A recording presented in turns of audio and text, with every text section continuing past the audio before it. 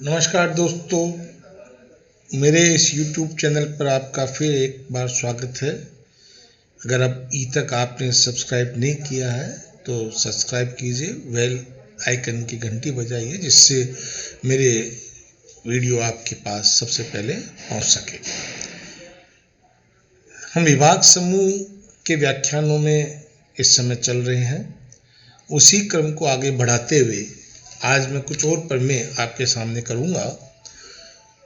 सिद्ध कीजिए कि चक्रीय समूह का विभाग समूह भी चक्रीय होता है, परंतु इसका विलोम सदैव सत्य नहीं है। हमें एक चक्रीय समूह दे रखा है, उससे हमें विभाग समूह बनाना है और ये सिद्ध करना है कि वो विभाग समूह चक्रीय है। और उसके बाद ये भी सिद्ध करना होगा कि अगर विभाग समूह चक्रीय है तो ये आवश्यक नहीं कि वो समूह भी चक्रीय हो जिससे वो विभाग समूह बना है। तो आइए करते हैं अपन। मान लेते हैं कि एक G एक चक्रीय समूह है जिसका जनक A है। H यदि G का नॉर्मल सब ग्रुप हो तो परिभाषा अनुसार G/H विभाग समूह होगा।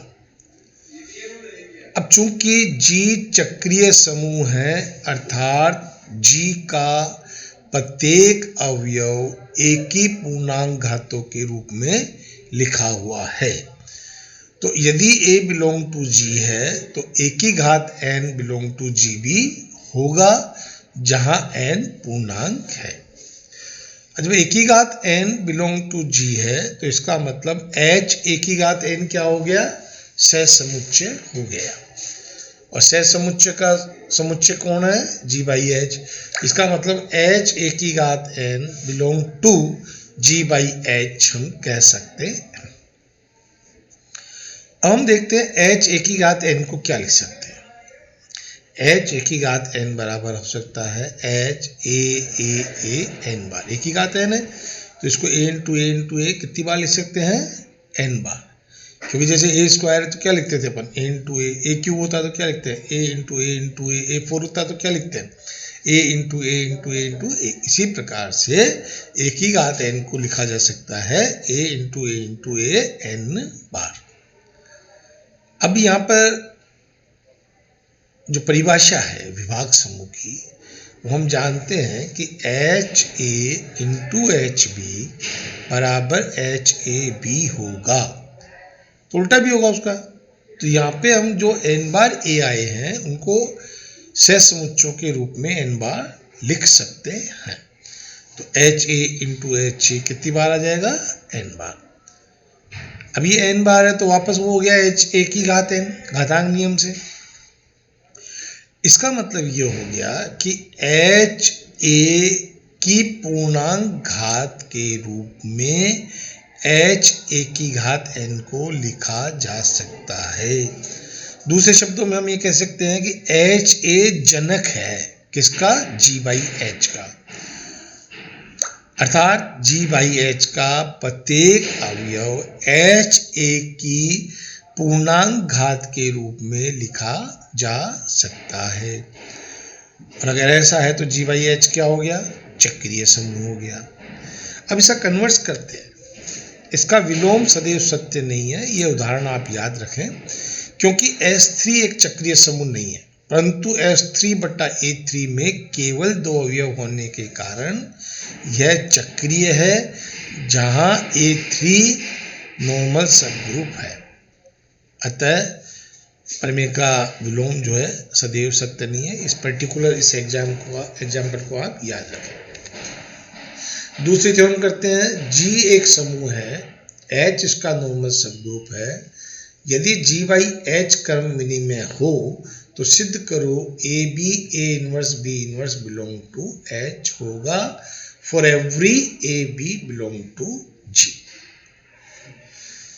अब प्रमेय में क्या दिया हुआ है? G/H एक क्रम विनिमय समूह दिया हुआ है, तो HA और HB अगर इसके अवयव हैं तो HA इंटू HB बराबर HB इंटू HA लिख सकते हैं। HA HB को क्या लिख सकते हैं, HAB, HB HBA को क्या लिख सकते हैं, HBA। अब हमने क्या किया, BA इनवर्स से दोनों तरफ गुणा किया, तो यह आया HAB BA इनवर्स बराबर HBA BA inverse. Right hand side में BA BA इनवर्स आया तो वो प्रतिलोम गुणधर्म से E हो गया और HE बराबर H होता है, तो कुल मिला के HAB BA इनवर्स को लिख दिया A इनवर्स B इनवर्स बराबर क्या आ गया, H आ गया। तो हम कह सकते हैं AB A inverse B inverse belong to H होगा। यही अपन को सिद्ध करना था। अब एक और करते हैं, यदि HG नॉर्मल सब ग्रुप है G का और इस प्रकार है कि G में H का सूचकांक एक अभाज्य संख्या है, तो सिद्ध करो कि विभाग समूह G/H चक्रीय होगा। अब ये दिया हुआ है कि H तो G का नॉर्मल सब ग्रुप है, G में H का सूचकांक दिया हुआ है एक अभाज्य संख्या, तो G में H का सूचकांक एक अभाज्य संख्या है, तो G/H में केवल दो ही सहसमुच्चय होंगे तथा दो अवयव वाला प्रत्येक विभाग समूह चक्रीय होता है, इसलिए G/H क्या हो गया, एक चक्रीय समूह हो गया।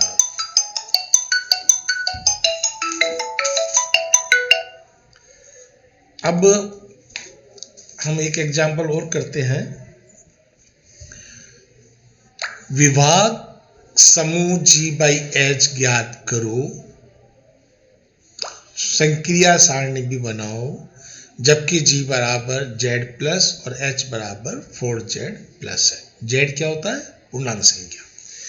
तो सबसे पहले हम ये निकालते हैं कि G में H के सहसमुच्चय ज्ञात करते हैं। जो पहले भी मैंने किया है, ये 0/H H प्लस 0, 0/H में मतलब पूर्णांक के अंदर जो 0 जोड़ेंगे, जो भी आता है उसको लिखेंगे, लेकिन ये यहाँ में 0/H नहीं करके 0/4Z करना होगा। 4 क्योंकि H का मान कितना है, 4Z, तो इसका मतलब हमें 0 प्लस H के लिए 4 से गुणा करना पड़ेगा, किसको, Z को, पूर्णांक। तो ये ऐसे ही किया गया, 0 इंटू 4 करते हैं तो 0 आता है, 4 इंटू 1 करेंगे तो 4 आएगा, 4 इंटू 2 करेंगे तो 8 आएगा, ऐसे ही माइनस में।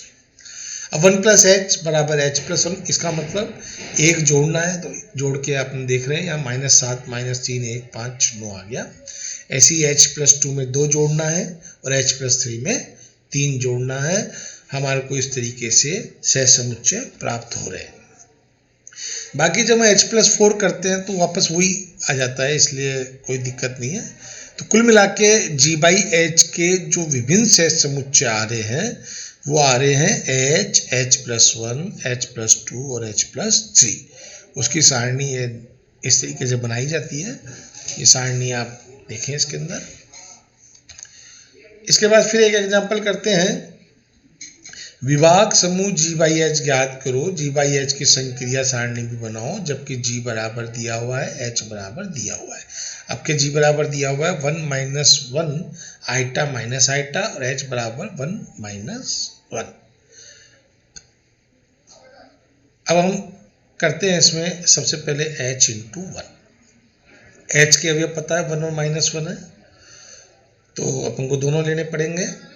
और इसके G के अवयव कौन कौन से हैं, 1 - 1 आइटा माइनस आइटा, इसके चारों लेने पड़ेंगे।